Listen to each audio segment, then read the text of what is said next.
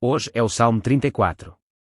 O texto de hoje diz que o Messias Jesus ressuscitaria dos mortos e louvaria a Deus com alegria. Também fala sobre a glória da morte na cruz do Messias Jesus, seu sepultamento no túmulo e sua ressurreição, e diz que todos nós, cristãos, devemos aceitar e crer no Messias Jesus.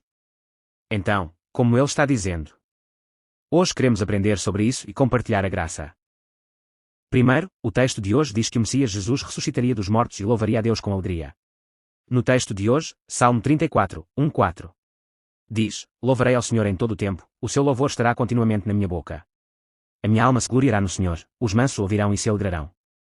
Engrandecei ao Senhor comigo, e juntos exaltemos o seu nome. Busquei ao Senhor, e ele me respondeu, livrou-me de todos os meus temores.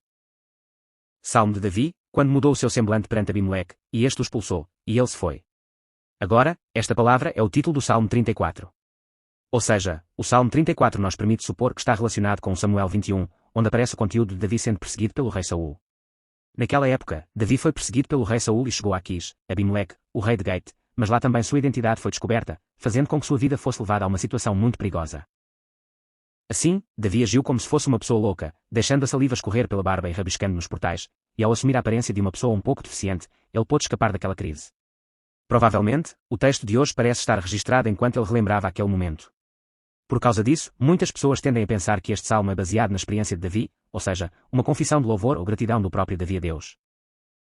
No entanto, o texto de hoje testifica claramente que esta é uma história sobre o Messias Jesus que virá a esta terra no futuro. Talvez Davi, ao recordar sua própria imagem de auto-humilhação miserável e humilhante de quando fingiu ser louco e cuspiu para implorar por sua vida no passado, da mesma forma parece ter lembrado da imagem de auto-humilhação miserável e humilhante do Messias Jesus, que viria a esta terra no futuro para morrer derramando sangue na cruz e ser sepultado no túmulo. No entanto, assim como o próprio Davi pôde escapar daquela crise pela graça de Deus no passado, ele parece ter querido dizer que o Messias Jesus também escaparia daquela morte pela graça de Deus no futuro. Louvarei ao Senhor em todo o tempo, o seu louvor estará continuamente na minha boca. Aqui, o eu, na primeira pessoa, refere-se ao Messias Jesus que ressuscita daquela morte na cruz. Ou seja, o Messias Jesus está dizendo que, quando ele mesmo ressuscitar daquela morte, viverá sempre louvando e exaltando ao Senhor Deus. Não, esta palavra ao mesmo tempo pode-se dizer que menciona o ministério do Messias Jesus após a sua ressurreição. Então, como esta palavra se cumpriu? Vemos que esta palavra está sendo cumprida exatamente entre nós e está conosco.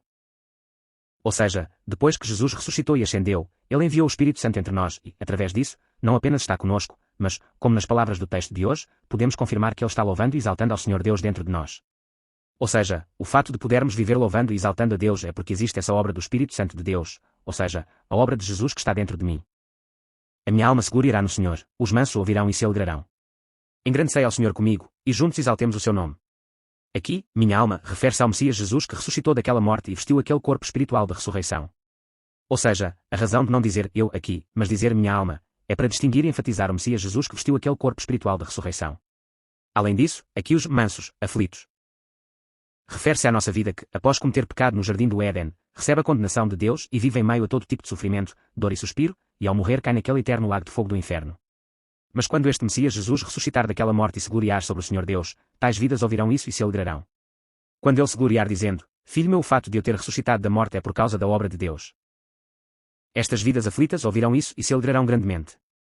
Então, por que estas vidas se alegram quando ouvem sobre a ressurreição do Messias Jesus? Porque a ressurreição de Jesus é a evidência segura de que o preço do pecado foi totalmente pago, o qual Jesus pagou ao morrer derramando sangue na cruz. Ou seja, quando Jesus veio a esta terra, ele afirmou que ele mesmo era o Messias enviado por Deus como profetizado nas Escrituras. Não, Jesus mesmo disse que ele era o Messias que veio para resolver o problema do pecado de nós humanos ao morrer derramando sangue na cruz. Mas se tivesse terminado apenas com Jesus morrendo ao derramar sangue na cruz, não haveria como saber se realmente Jesus resolveu o pecado de nós humanos ou se não pôde resolver. No entanto, a ressurreição de Jesus pode-se dizer que é a aprovação oficial de que Deus recebeu com alegria o sacrifício de Jesus de derramamento de sangue na cruz. Se não fosse assim, e se Deus não tivesse considerado satisfatório o sacrifício de Jesus, Jesus ainda estaria sob a morte. Portanto, quando nossa vida ouve tal ressurreição de Jesus, ela se alegrará muitíssimo ao saber que agora pode ser justificada e receber a salvação ao escapar do pecado. Ou seja, uma vida que não tem escolha a não dizer cair naquele eterno lago de fogo do inferno devido ao pecado, agora se alegrará muitíssimo ao saber que pode escapar disso e entrar naquele eterno reino do céu. Engrandecei ao Senhor comigo, e juntos exaltemos o seu nome. Além disso, a ressurreição do Messias Jesus será uma evidência segura que mostra quão grande e onipotente é o Senhor Deus. Ou seja, desde a eternidade, Deus tem trabalhado arduamente para estabelecer o pacto de redenção e cumpri-lo para salvar a nós humanos que não temos escolha a não dizer morrer eternamente devido ao pecado. E quando chegou o tempo, de acordo com o plano de salvação que ele estabeleceu desde a eternidade, podemos ver que ele enviou seu Filho unigênito a esta terra, fez com que ele morresse derramando sangue na cruz e operou para que ele pudesse ressuscitar daquela morte em 3 dias. Portanto, tal ressurreição de Jesus pode-se dizer que é uma evidência segura que mostra bem quão grande, onipotente e majestoso é o nosso Deus. Aqui, seu nome também se refere a esta onipotência, grandeza e magnificência de Deus. Ou seja, refere-se à sabedoria, poder, grandeza, magnificência, de Deus, que estão sendo revelados e manifestados através da ressurreição do Messias Jesus. Não, todo o nosso povo de Deus que recebeu a salvação através do mérito do sangue do Filho unigênito, ao olhar para a ressurreição do Messias Jesus, deve naturalmente louvar e exaltar este glorioso nome de Deus. Busquei ao Senhor, e Ele me respondeu, livrou-me de todos os meus temores. Aqui, a palavra todos claro que tem o significado de todos, mas com o significado de completo, aqui está enfatizando que é a estadia de glória completa planejada por Deus. Além disso, aqui a palavra temores claro que tem o significado de medo, mas com o significado de estadia, lugar onde se hospeda, aqui é usada como um plural majestoso, plural de glória, para ser usada no sentido de estadia de glória, lugar de hospedagem de glória. Então, o que significa estadia? Esta estadia é um lugar onde nós pessoas ficamos um pouco e depois saímos. Ou seja, aqui se pode saber que minha estadia de glória completa refere-se ao interior daquele túmulo onde o Messias Jesus morreu derramando sangue na cruz e foi sepultado, permanecendo e estagiando durante aqueles 3 dias. Então, porque o interior daquele túmulo pode ser minha estadia de glória completa? Pode-se dizer que este túmulo é o lugar de corrupção e destruição mais miserável e constrangedor para a nossa vida, e o lugar onde a morte reina. Claro, nem é preciso dizer que para Jesus também foi o destino final de sua auto-humilhação, onde ele desceu ao lugar mais vergonhoso e baixo. No entanto, por outro lado, ao mesmo tempo este túmulo foi para Jesus como uma sala de espera da vitória, pouco antes de quebrar o poder da morte. Não, Jesus mesmo, ao estagiar diretamente no meio deste túmulo que pode ser chamado de sede da morte, quebrou as trancas da morte por dentro. Agora, neste aspecto, este túmulo não é mais o lugar onde a morte reina, mas sim um lugar sagrado onde o Filho de Deus permanece e estagia um pouco para engolir o poder da morte e revestir-se da glória eterna. Não, pode-se dizer que foi revertido em um lugar divino onde a glória de Deus está presente para que Deus ressuscitasse seu Filho novamente. Por esta razão, Jesus refere-se ao interior daquele túmulo como minha estadia de glória completa.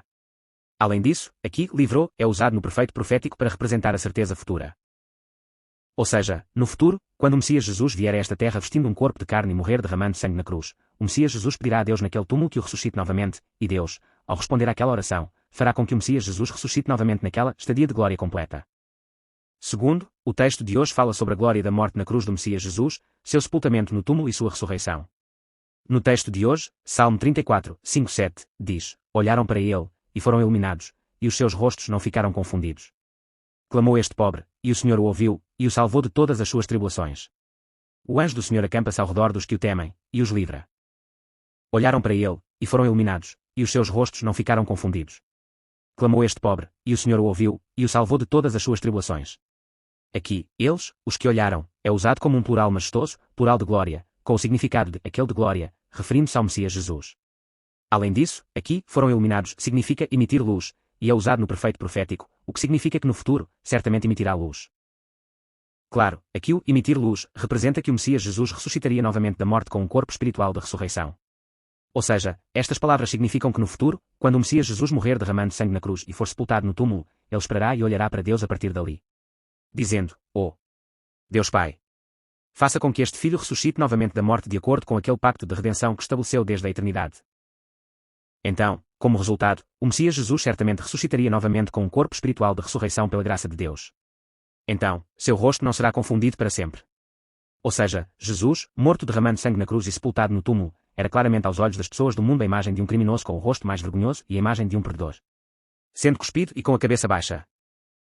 Não, claramente, o tempo de 3 dias que Jesus esteve naquele túmulo pareceu aos olhos das pessoas do mundo como a imagem de um perdedor vergonhoso onde a resposta de Deus tinha sido completamente cortada. No entanto, Jesus, ao ressuscitar novamente naquela estadia de glória completa, ou seja, o túmulo, assumirá tal rosto que nunca será confundido. Clamou este pobre, e o Senhor o ouviu, e o salvou de todas as suas tribulações. Aqui, pobre, aflito, significa humilde, baixo, e refere-se ao Messias Jesus que, apesar de ser o Deus Filho mais elevado, desceu até o lugar mais baixo dentro do túmulo para nos salvar humanos do pecado, da morte e da destruição.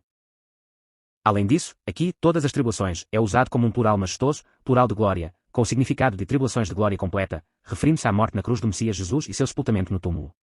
Então, porque o Messias Jesus refere-se à sua própria morte na cruz e seu sepultamento no túmulo como tribulações de glória completa? Porque pode-se dizer que tal tribulação do próprio Messias Jesus é o cumprimento completo do plano de salvação de Deus estabelecido desde a eternidade, e pode-se dizer que isso representa o clímax do amor de Deus por nós humanos, e pode-se dizer que, indo mais além, é o evento que resolveu perfeitamente o problema do pecado de nós humanos. Não, porque pode-se dizer que esta morte na cruz e sepultamento no túmulo do Messias Jesus é um evento onde a completa sabedoria, amor, glória, poder e majestade de Deus estão presentes. Por isso o Messias Jesus refere-se a este evento como tribulações de glória completa. Além disso, aqui, salvou, é o perfeito profético, representando a certeza futura. Que certamente assim será no futuro. Ou seja, estas palavras significam que no futuro, o glorioso Deus Filho virá a esta terra vestindo um corpo de carne e morrerá derramando sangue na cruz, e ao ser sepultado, descerá até o lugar mais baixo dentro do túmulo. Não, que quando chegar o tempo no futuro, se o Deus Filho clamar com tal imagem humilde e baixa de dentro do túmulo, Deus ouvirá aquela oração e ao responder, fará com que ele ressuscite novamente daquela morte. O anjo do Senhor acampa-se ao redor dos que o temem, e os livra. Aqui, o anjo do Senhor refere-se aos anjos que seguem as ordens de Deus diante de Deus e o servem. Além disso, aqui, os que o temem, é usado como um plural majestoso, plural de glória, com o significado de a pessoa de glória que teme ao Senhor, referindo-se ao Messias Jesus. Também aqui, os que, eles, é usado como um plural majestoso, plural de glória, com o significado de aquele de glória, referindo-se ao Messias Jesus.